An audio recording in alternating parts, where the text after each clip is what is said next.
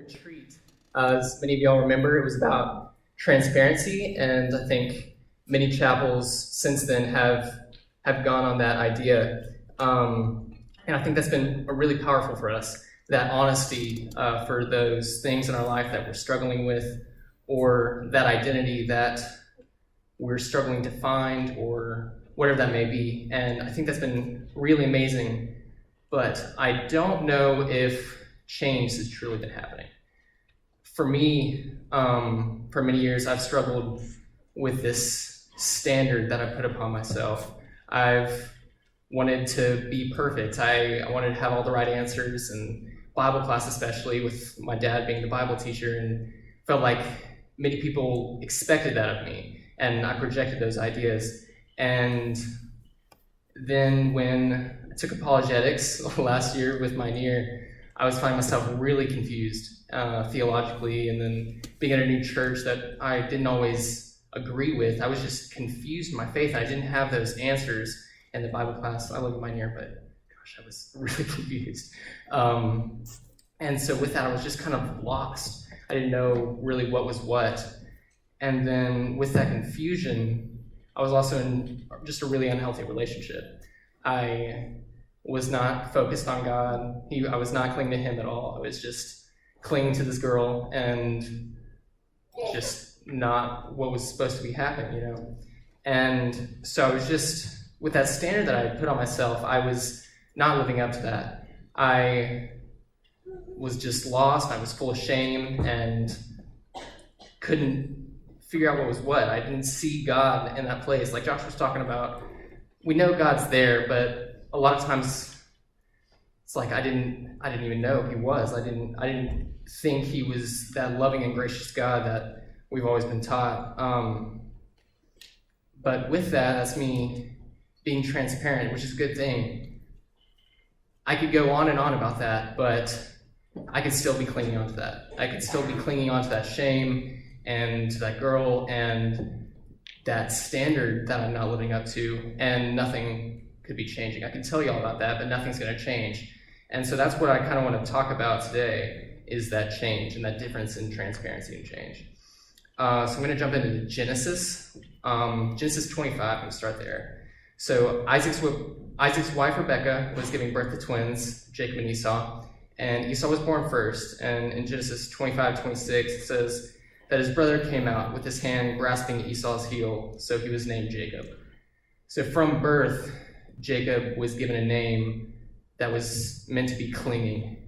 He was clinging from the womb, and his name also means supplanter, which can mean deceiving. So he's got this identity of deceit and of just clinging on to that. Throughout his life, we see Jacob and that deceit taking over. Maybe it's not him deceiving, or it could be others deceiving him, but that deceit was just surrounding his identity. We see with Jacob tricking Esau into selling his birthright for a pot of soup. Esau's this hunter, and he's tired and just wants some food, and Jacob's at home cooking and not doing that hunting, and so he has this soup, and he basically gets Esau to give him the birthright just for some food. And then later, Jacob deceives Isaac, who's blind and old, and he deceives him into giving him the blessing. So Jacob puts on the wool of a sheep and puts it on his arms because Esau was super hairy. So he wanted to be like Esau. And so Isaac was easily deceived by that and gave him that blessing. Then he ran off, running from Esau, who was just really mad at him. And he goes to his uncle Laban, so Jacob wants to marry Laban's daughter, Rachel. And so he works 7 years, and then he gets to the wedding and is deceived and marries Leah instead of Rachel. And then, so there's more deceiving around his identity. So with this deceit, as he's older and has a family now and plenty of possessions, he's also looking over his shoulder. He's scared that Esau is coming after him with that hate, and he's just going to kill him and take all of his family and his possessions and stuff. And so now he's got this identity of deceit, and he's clinging on to fear and shame of that deceit. And that's this is where I want to jump deeper into Jacob's story. So he's going in to finally get reconciliation with his brother. He wants to see Esau, and he wants to show that he's changed, but he's still holding on to that fear. So let me go into Genesis 32, verse 22. That night, Jacob got up and took his 2 wives, his 2 female servants, and his 11 sons, and crossed the ford of the Jabbok. After he had sent them across the stream, he sent over all his possessions. So Jacob was left alone, and a man wrestled with him until daybreak. So here's Jacob, going to meet Esau soon, and he's splitting up his family. So he's putting all of his stuff over the river and coming back, and he's all alone. He's just in the desert at night. He's probably pacing back and forth, and he's nervous. He's scared. He's just shaking with that anxiety of what might come with seeing Esau again. And then all of a sudden, a man just comes over to him and starts a fight. And so then he's in this fight for hours throughout the night until daybreak, it says. And for wrestlers, matches usually last only about 6 minutes at most. And you're worn out, you're beat up by the end of it. And they are fighting for hours. Jacob's beat up throughout the night. So let me go into verse 25. When the man saw that he could not overpower him, he touched the socket of Jacob's hip, so that his hip was wrenched as he wrestled with the man. So he's in this fight for hours, and then he gets his hip dislocated. You can't walk with a dislocated hip. You can't fight with that nonetheless. So he's completely beat up. At this point, he's just broken. He's at a super low point in his life.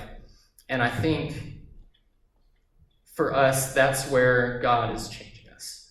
I think a lot of times we had thought throughout the year that just being honest and transparent was what was going to change us and what was going to be easy. But change is not easy. You're going to be broken down like Jacob was. You're going to have your hip touched by God, and you're just going to be hurt, cut, and bruised. It's not going to be easy. God does not promise a life of ease. For me, I found myself at a really low point. I was ashamed of just hidden sin and not living up to that standard that I was putting upon myself. And I was just broken. But that was where I finally realized that God is bigger than that. And that's where the change at least began to happen. I'm still working through a lot of that, and I'm just in the process of it, but at least I'm starting to change, So that's where Jacob is. And then verse 26. Then the man said, "Let me go, for it is daybreak." But Jacob replied, "I will not let you go unless you bless me." The man asked him, "What is your name?" "Jacob," he answered. I think this is where we finally see Jacob's identity shift. This man is saying, "Let me go, for it's daybreak." But Jacob, you can see he's letting go of that past. He let it go, and now he's clinging to what really matters.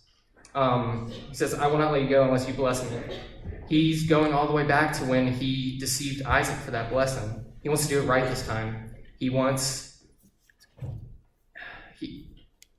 just wants to have that blessing correct. He doesn't want to be in shame of what he did. He doesn't want to fear Esau anymore. And so that's what we see when he says, "I will not let you go unless you bless me." I think that's where we need to find ourselves.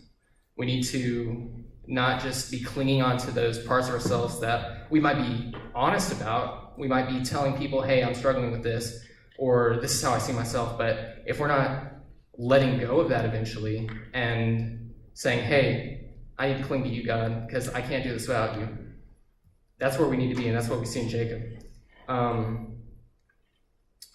And so then he says, "What is your name?"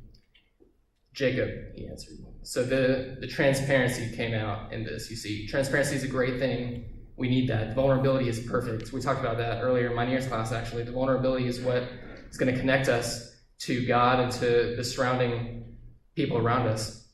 And so Jacob says, yeah, I'm Jacob. I'm the one who clings to the heel. I'm the deceiver.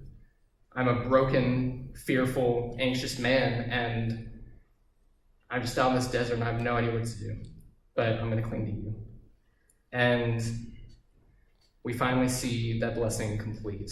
Verse 28, the man said, "Your name will no longer be Jacob, but Israel, because you have struggled with God and with humans and have overcome."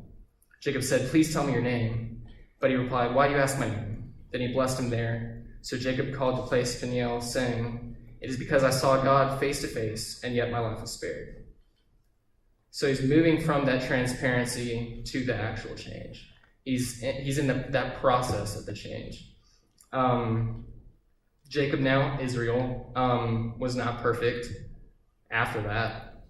He had this limp from the dislocated hip, which came to define him. He wasn't clinging to that identity of deceit anymore. He was clinging to God, and this limp that he had for the rest of his life is what reminded him of that wrestling, of that fight that he had in the desert, where he could finally let go and finally cling to God. All right, listen to this. When you come in contact with the power of the Lord, it is impossible to walk away unchanged. When you come in contact with the power of the Lord, is it impossible to walk away unchanged. If there's not evidence of the Lord touching you, and there's not a visible mark of what he's doing in your life, are you truly seeing change? Are you just being honest and saying, yeah, this is happening? Or are you moving from that transparency and actually changing and making a visible proclamation of the change in your belief in Christ and wanting to be more like him? The story of Jacob exemplifies that change happening. My hope is that you could see that in your own life, that we could see it as a student body in our school, that we could see this change happening for real. Not just being honest about it, which is good. We need to be honest, but we need to come from that.